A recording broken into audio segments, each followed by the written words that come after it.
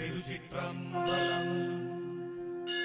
ஓம் சிவா திருச்சிற்றம்பலம்.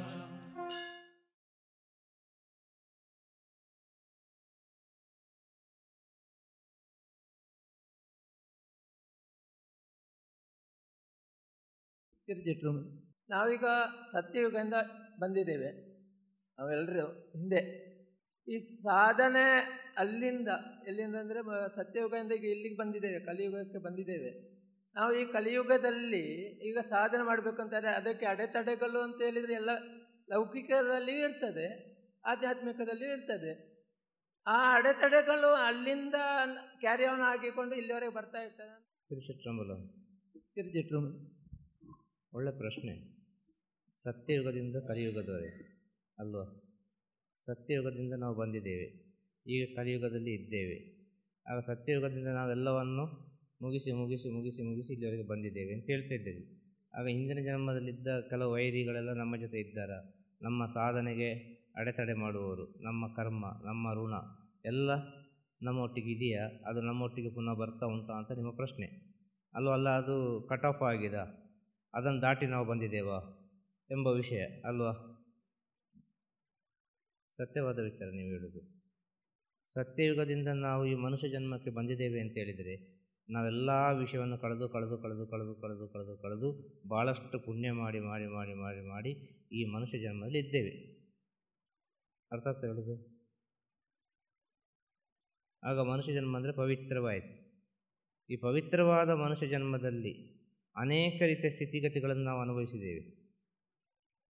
ಇದು ನಮ್ಮದು ಎಷ್ಟನೇ ಮನುಷ್ಯ ಜನ್ಮ ಅಂತ ನಮಗೆ ಗೊತ್ತಿಲ್ಲ. ಆಗ ಮನುಷ್ಯ ಜನ್ಮದಲ್ಲಿ ಅನೇಕ ರೀತಿಯ ವಿಚಾರಗಳುಂಟು. ಮನುಷ್ಯ ಜನ್ಮದಲ್ಲಿ ಎಷ್ಟೋ ಜನ್ಮವನ್ನು ತಾಳಬೇಕು ಅಂತ ಉಂಟು, ಅವನವನ ಪುಣ್ಯಕ್ಕೆ ತಕ್ಕಾಗಿ, ಅವನನ್ನು ಮಾಡಿದ ಪಾಪಕ್ಕೆ ತಕ್ಕಾಗಿ. ಮನುಷ್ಯ ಜನ್ಮ ಅಂತೇಳಿದರೆ ಅದು ಹಂತ ಹಂತವಾಗಿ ಉನ್ನತ ಉನ್ನತ ಉನ್ನತ ಉನ್ನತ ಸ್ಥಿತಿಗೆ ಹೋಗೋದು ಮನುಷ್ಯ ಜನ್ಮದಲ್ಲಿ ಕೂಡ. ಅರ್ಥ ಆಗ್ತಾ ಹೇಳೋದು?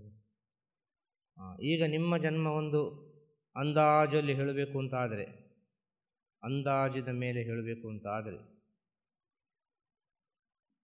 ಒಂದು 17 ಜನ್ಮವನ್ನು ದಾಟಿದ್ದೀರಿ ನೀವು ಅಂತ ಹೇಳ್ಬೋದು ಮನುಷ್ಯ ಜನ್ಮದಲ್ಲಿ.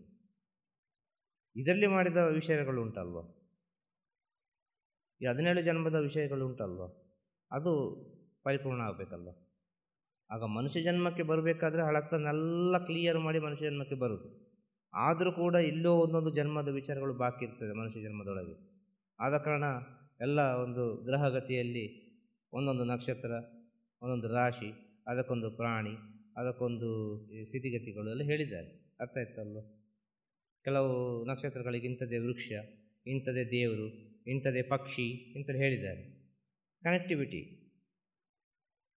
ಈ ಜನ್ಮದಲ್ಲಿ ನಮಗಿರುವ ಸಂಬಂಧಗಳು, ಅದು ಕೂಡ ನಮ್ಮನ್ನು ಬಾಧಿಸ್ತದೆ. ಹಾಗೂ ನಮ್ಮ ಹಿಂದಿನ ಜನ್ಮ, ಅರ್ಥ ಆಯ್ತಲ್ವ ಹೇಳಿದು? ನಮ್ಮ ಹಿಂದಿನ ಜನ್ಮ, ಆ ಹಿಂದಿನ ಜನ್ಮ ನಮ್ಮನ್ನು ಯಾವುದೋ ಒಂದು ರೀತಿಯಲ್ಲಿ ಮಾಡಿದ ತಪ್ಪುಗಳನ್ನು ಬಾಧಿಸ್ತಾ ಉಂಟು. ಇದಂತೂ ಸತ್ಯವೇ. ಇದನ್ನು ಕ್ಲಿಯರ್ ಮಾಡಲಿಕ್ಕೆ ಬೇಕಾಗಿ ನಾವು ನಮಗೆ ಅರಿವಿಲ್ಲದಂತೆ ಜನ್ಮ ಸಾಕಪ್ಪ, ಜನ್ಮ ಸಾಕು, ಈ ಸಂಸಾರ ಸಾಕು, ಈ ಮನುಷ್ಯ ಜನ್ಮ ಸಾಕು ಅಂತ ಪ್ರಾರ್ಥನೆ ಮಾಡಿ ಪ್ರಾರ್ಥನೆ ಮಾಡಿ ಪ್ರಾರ್ಥನೆ ಮಾಡಿ ಅದೆಷ್ಟೋ ಜನ್ಮವನ್ನು ದಾಟಿ ದಾಟಿ ದಾಟಿ ಈ ಮನುಷ್ಯ ಜನ್ಮಕ್ಕೆ ಇನ್ನೇನು ದಾರಿ ಎಂಬುದನ್ನು ಹುಡುಕುತ್ತಾ ಹುಡುಕುತ್ತಾ ಹೋಗುವಾಗ ಇದೆಲ್ಲ ಹುಡುಕುವುದು ಯಾವುದು? ನಿಮ್ಮ ಜೀವಾತ್ಮ, ಬೇರೆ ಯಾವುದಲ್ಲ.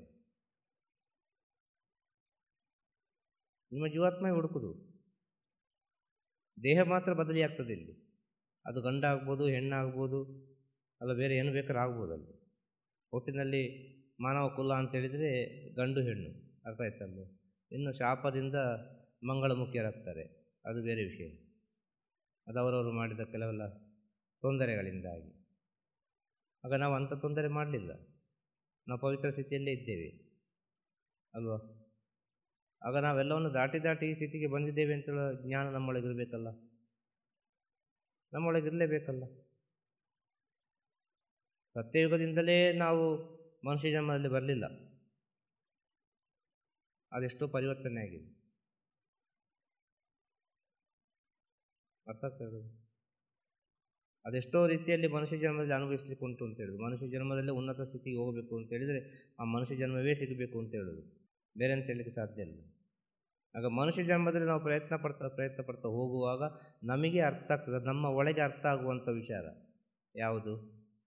ಈ ಪರಮಾನಂದ ಎಂಬ ವಿಚಾರ, ಭಗವಂತ ಎನ್ನುವ ವಿಚಾರ ನಮ್ಮ ಒಳಗೆ ಅರ್ಥ ಆಗುವಂಥ ವಿಚಾರ. ಅದು ಹೊರಗೆಯಿಂದ ತಿಳಿದುಕೊಳ್ಳಿಕ್ಕಾಗುವುದಿಲ್ಲ.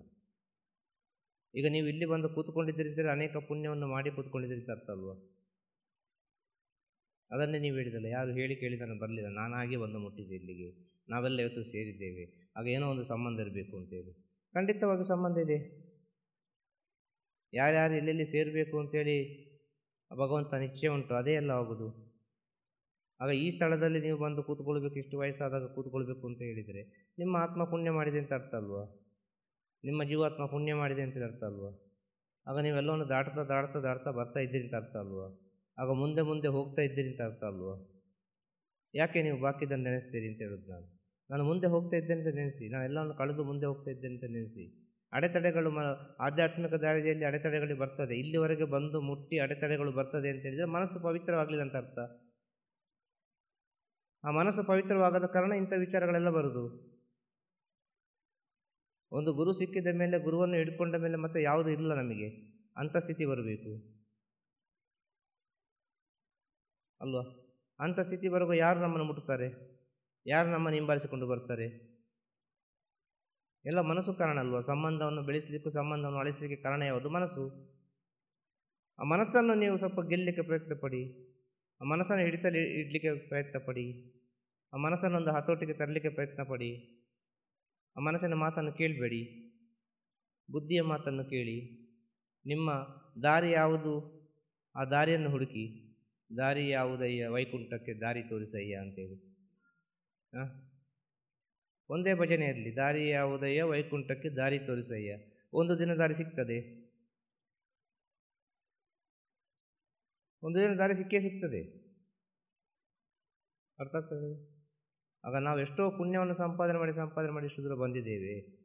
ಇನ್ನೂ ಕೂಡ ನಾವು ಪುಣ್ಯವನ್ನು ಸಂಪಾದನೆ ಮಾಡಿಕೊಂಡು ಹೋಗುವ, ಆಗ ನಮ್ಮ ಒಳಗಾಗುವ ಅನುಭವ ಬೇರೆ. ಇನ್ನೂ ಕೂಡ ಗುರು ಸೇವೆಯನ್ನು ಮಾಡುವ, ಆಗ ನಮ್ಮ ಒಳಗಾಗುವ ಅನುಭವ ಬೇರೆ. ಇನ್ನೂ ಕೂಡ ಪವಿತ್ರ ಭಾವನೆಯಲ್ಲಿ ಭಗವಂತನ ಸೇವೆಯನ್ನು ಮಾಡುವ, ಆ ಭಗವಂತನ ನಾಮಸ್ಮರಣೆಯನ್ನು ಹೇಳುವ, ಆ ದಾಸರ ವಾಣಿಯನ್ನು ನಾವು ಯಾವಾಗಲೂ ಹೇಳ್ತಾನೆ ಇರುವ, ದಾಸರ ಕೀರ್ತನೆಯನ್ನು, ಶರಣರ ವಚನವನ್ನು, ಏನೋ ಒಂದು ದೈವಿಕ ಸ್ಥಿತಿಯನ್ನು ನಮ್ಮ ಒಳಗೆ 24 ಗಂಟೆ ಒಂದೇ ಸ್ಥಿತಿಯಲ್ಲಿ ನಾವು ಪ್ರಾರ್ಥನೆ ಮಾಡ್ತಾ ಇದ್ದರೆ ನಮ್ಮ ಒಳಗಾಗುವ ಆನಂದ, ನಿಮ್ಮ ಒಳಗೆ ಆಗುವ ಆನಂದ, ಅದು ನಿಮಗೇ ಸ್ವಂತ. ಅದು ಇನ್ನೊಬ್ಬರಿಗೆ ಸ್ವಂತವಾಗುವುದಿಲ್ಲ, ಅದು ಇನ್ನೊಬ್ಬನಿಗೆ ಎಕ್ಸ್ಪ್ಲೇನ್ ಮಾಡಲಿಕ್ಕೂ ಸಾಧ್ಯವಿಲ್ಲ. ದೈವಿಕ ಸ್ಥಿತಿಯನ್ನು ವರ್ಣನೆ ಮಾಡಲಿಕ್ಕೆ ಆಗುವುದಿಲ್ಲ. ಒಂದು ಸತ್ಯಸ್ಥಿತಿಯನ್ನು ಹೇಳ್ಬೋದು. ಈಗ ಹೇಳಿದ ಹಾಗೆ ಇಲ್ಲಿವರೆಗೆ ಬಂದು ಕೂತ್ಕೊಂಡಿದ್ದೀರಿ, ಜ್ಞಾನ ಬೇಕು ಅಂತ ಬಂದಿದ್ದೀರಿ, ಎಲ್ಲವನ್ನು ಬಿಟ್ಟು ಬಂದಿದ್ದೀರಿ ಅಂತ ಹೇಳಿದರೆ ಅದು ಪುಣ್ಯವೇ. ನೀವೆಲ್ಲವನ್ನು ದಾಟಿ ಮುಂದೆ ಹೋಗ್ತಾ ಇದ್ದೀರಿ ಎಂಬ ಸತ್ಯವನ್ನು ಹೇಳ್ಬೋದು. ನೀವು ಹೋಗೋ ದಾರಿ ಸರಿ ಉಂಟು ಅಂತ ಹೇಳ್ಬೋದು. ಅರ್ಥ ಆಗ್ತದ? ಉತ್ತರ ಸಿಕ್ಕಿತ? ಸಿಕ್ಕಿತು. ಶುಭವಾಗಲಿ. ತಿರುಚಿಟ್ರಂಬಲ. ನಮಃ ಶಿವಾಯ.